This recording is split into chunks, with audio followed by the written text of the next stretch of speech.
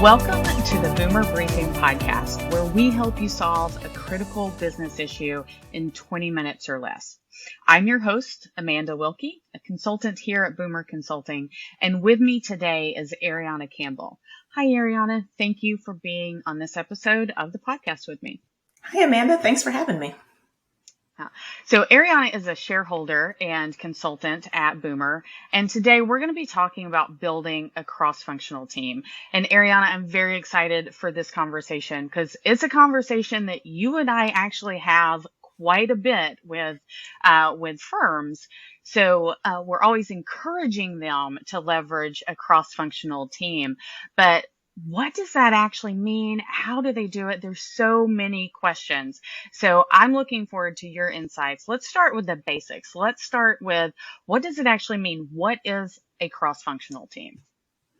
Yeah, so when we think about a cross-functional team, it's really the idea of making sure that we have a broad perspective and representation of insights on that team. So when we usually speak about a cross-functional team, it comes from some of our Lean Six Sigma background and framework, where it's the idea of making sure that you have a couple of different roles. So the first one is the team champion.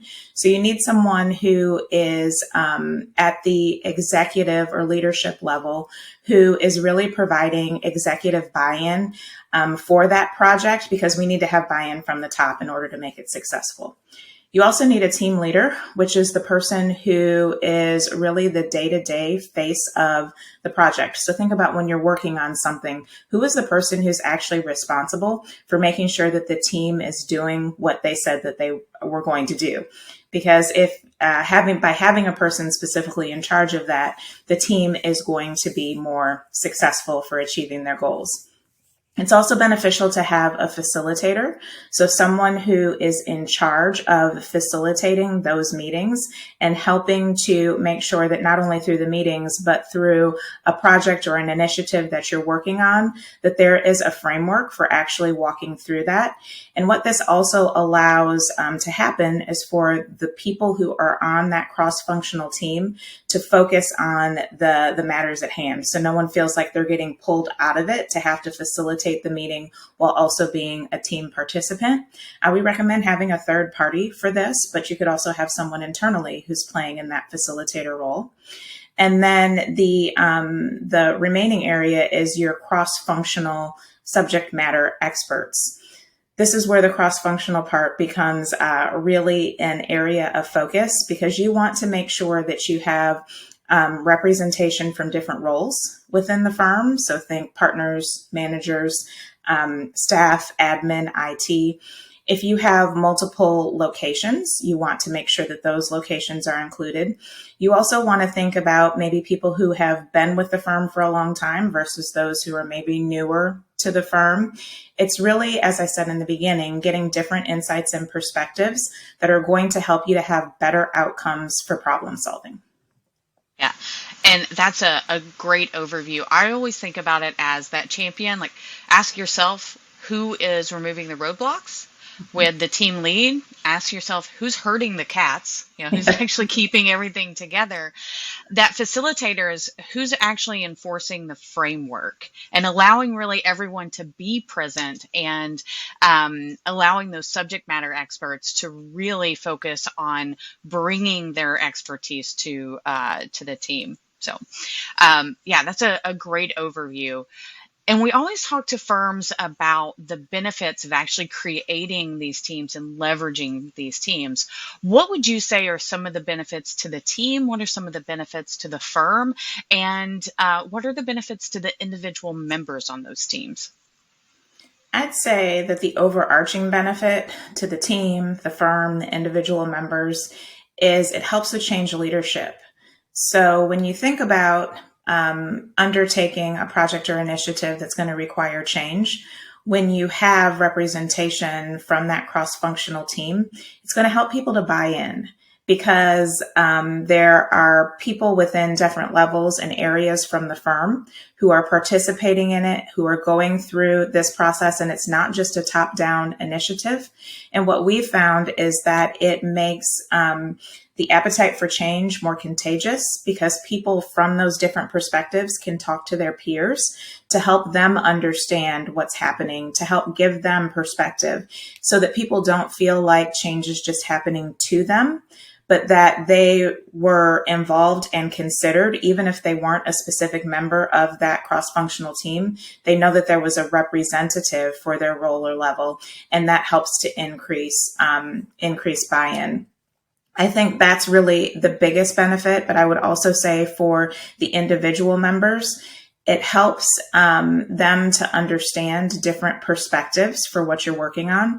It's really hard if it's just a group of people in the same role or from the same perspective to really have a full view of the impact and the opportunity. So it helps individuals to have a better perspective and then to collaborate together as a team to come up with better solutions. Yeah. And I love what you just said. It actually creates the appetite for change, and it makes that appetite for change more contagious. And that's what we're really hoping to do in firms, is create that appetite for change and to create a culture of continuous improvement and an opportunity for firms to really get comfortable in that constant state of change, because change isn't slowing down. Not one bit, which that's actually something that I find exciting about our profession. So, well, and you make a good point with that. Since change isn't slowing down, it's all the more important to focus on cross-functional teams. So we all know that cross-functional teams are not a new thing, but it's time, now is the time to really make sure that we're evaluating how we're putting our teams together, because the pace of change continues to be accelerating.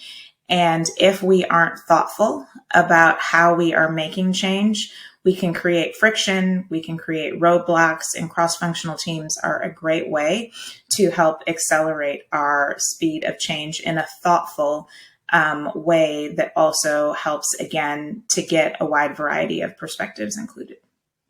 Yeah, and those are great points. And that's why anytime we work with a firm, one of the things that we do before we even get started on that project is sit down and talk about the team and the team that we're building and those perspectives that we're looking for. So we always help firms build that cross-functional team when they're working with us. And I'm glad that we can share these insights with our listeners so that they can apply them everywhere within their firm.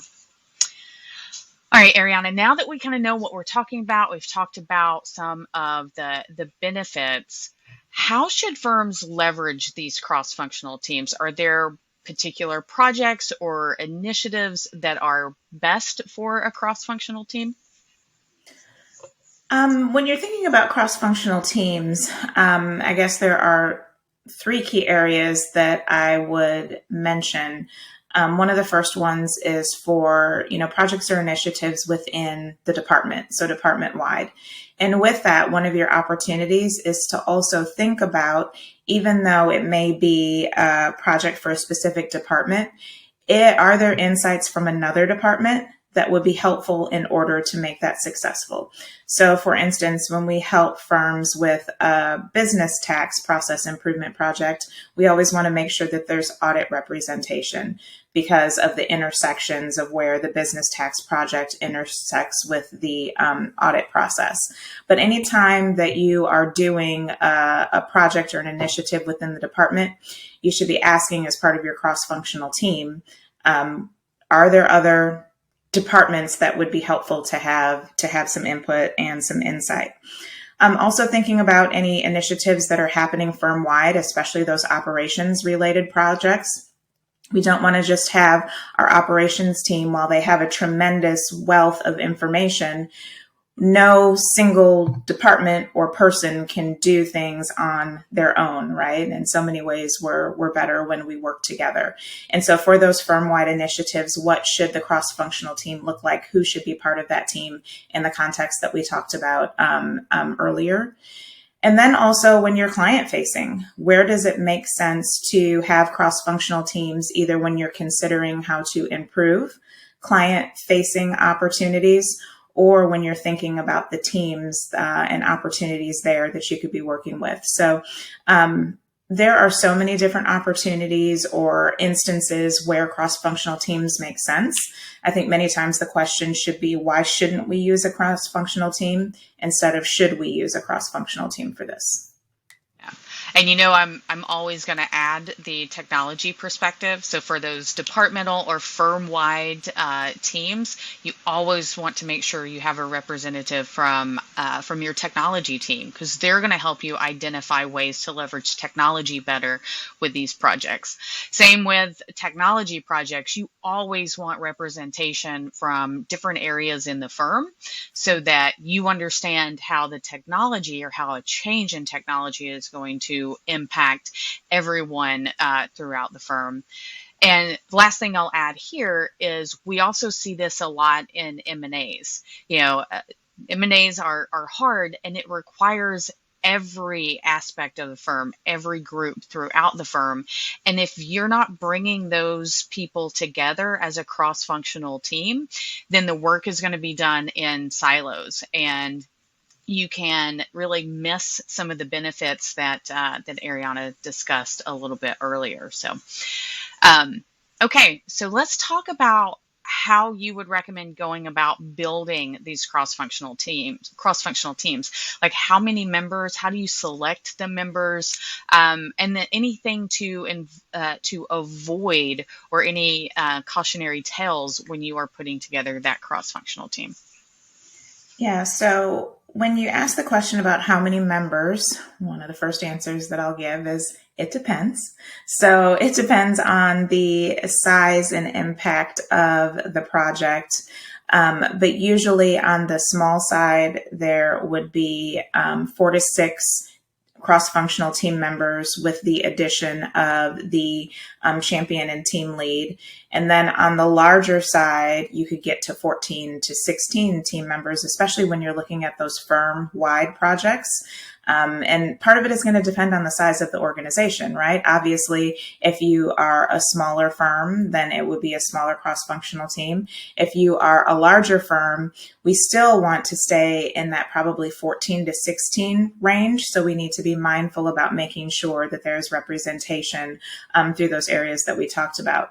One thing that I will say is, especially if your firm is on the larger side, it may be tempting to say, well, let's just get a team of, a larger team together, because it may feel challenging to limit that group, but it does get extremely challenging to facilitate and have an effective session or process with a large team. So that's why it's so important to keep in mind the things that we mentioned about having a cross-functional team, so that you can have those representatives or those ambassadors for the different areas of the firm, but also make sure that you let people know that everyone is part of the bigger team, but that these are just the representatives, because we do sometimes see firms struggle with the whole FOMO idea, where people have fear of missing out. So it's really managing that from the beginning.